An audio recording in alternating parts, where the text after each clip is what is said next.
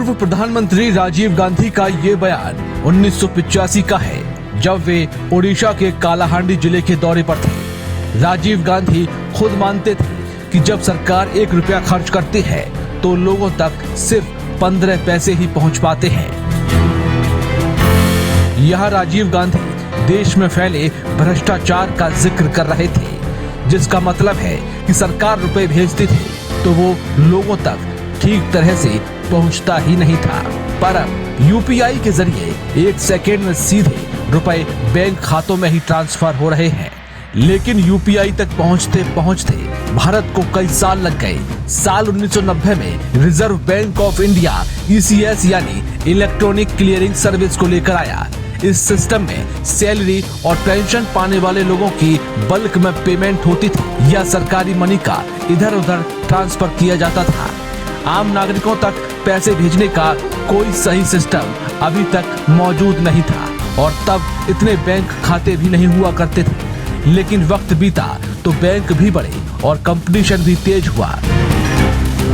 फिर एक ऐसे सिस्टम की जरूरत महसूस की गई जो पैसे ट्रांसफर कर सके एक बैंक से दूसरे बैंक में।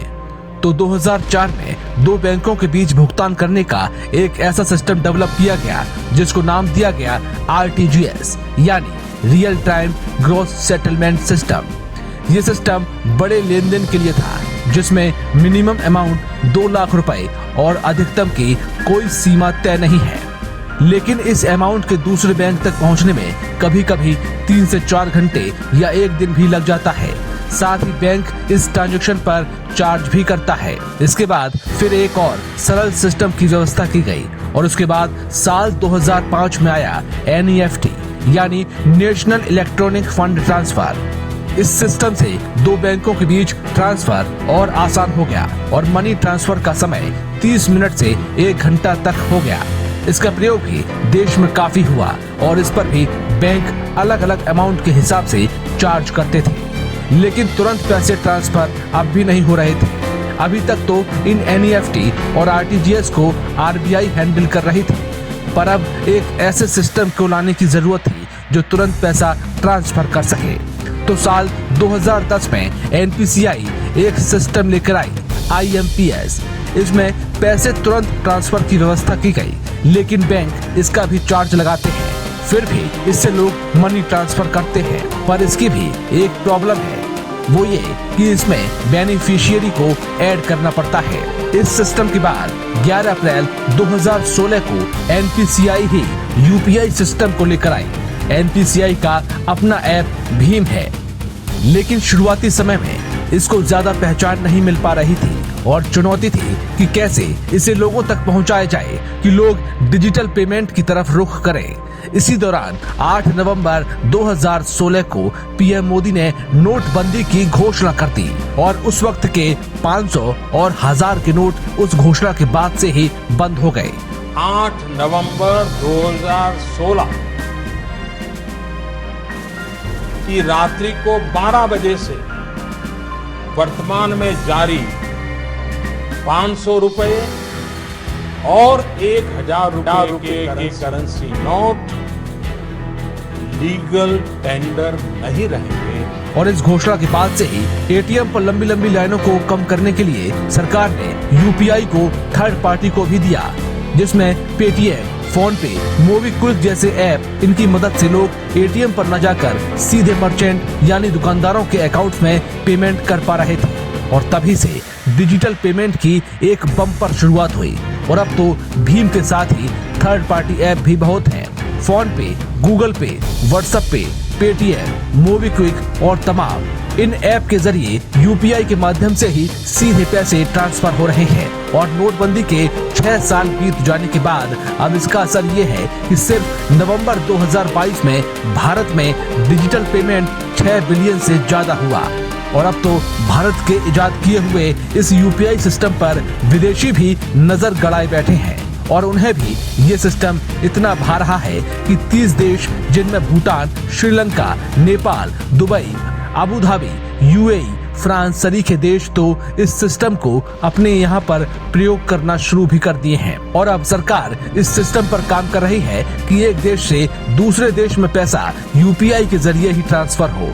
तो इसमें अब सिंगापुर आगे आया है और अब भारत और सिंगापुर के बीच यूपीआई और पे नाउ को जोड़ने की तकनीक पूरी कर ली गई है। दोनों देशों के केंद्रीय बैंक इस तकनीक को सक्षम बनाने की तरफ काम कर रहे हैं और भारत के इन्हीं उपलब्धियों की वजह से अमेरिका और चीन जैसे पूंजीवादी देशों का दम निकला जा रहा है, क्योंकि अमेरिका अभी तक अपने Swift, visa, master card, Maestro card का दुनिया भर में डंका बजा रहा था।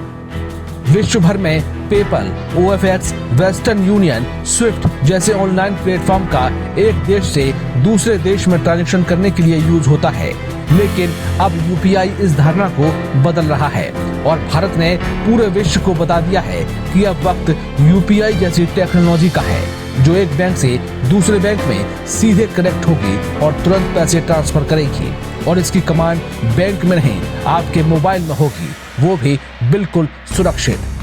बस यही उपलब्धि अमेरिका की मैस्ट्रो कार्ड और वीजा, अमेरिकन एक्सप्रेस जैसी कंपनियों को परेशान कर रही है। दरअसल ये कंपनियां पूरे विश्व में डेबिट कार्ड और क्रेडिट कार्ड की फैसिलिटी उपलब्ध कराती हैं और इसके हर एक ट्रांजैक्शन पर ये कंपनियां 1 से 3% हिस्सा चार्ज करती हैं, जिसे ये लोग MDR या फिर मर्चेंट डिस्काउंट रेट कहते हैं और इसी में से कुछ हिस्सा बैंक को देने के बाद इनकी कमाई होती है। लेकिन इसके उलट यूपीआई में कोई MDR चार्ज नहीं लगता और पूरा पैसा एक अकाउंट से दूसरे अकाउंट में चला जाता है। अब आप सोच रहे होंगे कि इस तरह तो बैंकों को क्या फायदा हो रहा है, उन्हें तो नुकसान ही हो रहा होगा। तो ये सच है कि उन्हें यूपीआई से कोई फायदा नहीं हो रहा, लेकिन सरकार ने इन बैंकों को घाटे से उबारने के लिए 1300 करोड़ रुपए दिए हैं। तो फिर आप सोचेंगे कि सरकार ये बोझ क्यों उठा रही है, उसके लिए भी नुकसान ही है, लेकिन ऐसा नहीं है। हम आपको बता दें कि भारत सरकार को नोट छापने में 2.3 लाख करोड़ रुपए की लागत आती है और अब सरकार को कम रुपए छापने पड़ रहे हैं। ऐसे में सरकार को तो फायदा ही हो रहा है। अमेरिका एक पूंजीवादी देश है, ऐसे में अमेरिका नहीं चाहता कि उसके देश के सिस्टम के बीच कोई कंपटीटर आए और यूपीआई वो कंपटीटर बनकर उभरा है, इसलिए अमेरिका परेशान है। मास्टर कार्ड, मैस्ट्रो, वीजा और अमेरिकन एक्सप्रेस से जुड़े कार्ड के साथ ये प्रॉब्लम है कि इनको स्वाइप मशीन की जरूरत पड़ती है, लेकिन यूपीआई के साथ ये दिक्कत नहीं है। ये स्कैन करके ट्रांजैक्शन करता है और वो भी बिल्कुल फ्री। यूपीआई ने तो इन अमेरिकी कंपनियों का दम फुलाया ही है, तो वहीं अब भारत का रुपए सिस्टम भी तेजी पकड़ रहा है, जो कि क्रेडिट और डेबिट कार्ड की फैसिलिटी दे रहा है। अब आप सोच रहे होंगे कि अमेरिका में क्या कोई यूपीआई जैसा सिस्टम नहीं है, तो हम आपको बता दें कि अमेरिका में FedNow और Zelle जैसे सिस्टम हैं, जिनके बारे में दावा किया जाता है कि ये यूपीआई जैसे ही हैं, लेकिन ऐसा नहीं है। इन दोनों में आपको बैंक लॉगिन करना ही पड़ेगा और स्पेसिफिक ऐप का ही प्रयोग करना पड़ेगा और Zelle में तो आप कुछ मर्चेंट्स को ही ट्रांसफर कर सकते हैं और ये पूरी तरह फ्री भी नहीं है। लेकिन यूपीआई को आप फोन पे, गूगल पे, पेटीएम जैसी ऐप के जरिए आसानी से यूज कर सकते हैं। वहीं अमेरिका में यूपीआई का पॉलिटिकल विरोध भी हो रहा है, जिसका कारण है अभी तक पूरे विश्व में स्विफ्ट नेटवर्क का दबदबा है और विश्व के सभी देश एक दूसरे के ट्रांजैक्शन अमेरिका से होकर गुजरते हैं। अमेरिका को ये फायदा है कि वो किसी भी देश को इस नेटवर्क से बैन करने की धमकी देकर अपनी बात मनवा सकता है, जैसा कि उसने रूस के साथ किया, पर रूस नहीं माना और उसे स्विफ्ट से बाहर कर दिया गया और रूस ट्रांजैक्शन में पूरी दुनिया से कट गया। ऐसा ही अमेरिका ने 2012 में ईरान के साथ भी किया था और इस वजह से भारत इन देशों से कोई ट्रांजैक्शन नहीं कर पाया था। यही वजह है कि दुनिया के देश अब अमेरिका के इस जंजाल से बाहर निकलना चाहते हैं और अब ये बात चलने लगी है कि अब इस यूपीआई सिस्टम और रुपए कार्ड को स्विफ्ट का अल्टरनेटिव बनाना पड़ेगा और अब भारत यूपीआई 2.0 पर ध्यान दे रहा है, जिसके जरिए आप बिना इंटरनेट के जरिए भी पेमेंट कर सकेंगे। वहीं चीन में अमेरिकन एक्सप्रेस और वीजा जैसी कंपनी के कार्ड्स बैन है। वहां पर अपना यूनियन पे सिस्टम चलता है जो यूपीआई जैसा ही है और चीन भी इस सिस्टम को विश्व भर में फैलाना चाहता है। पर दुनिया के देश चीन की चालाकियों की वजह से उस पर कम भरोसा करते हैं, क्योंकि चीन डेटा चुराने के लिए बदनाम है और इसलिए भारत अपने यूपीआई को लेकर विश्व की पहली पसंद बन गया है।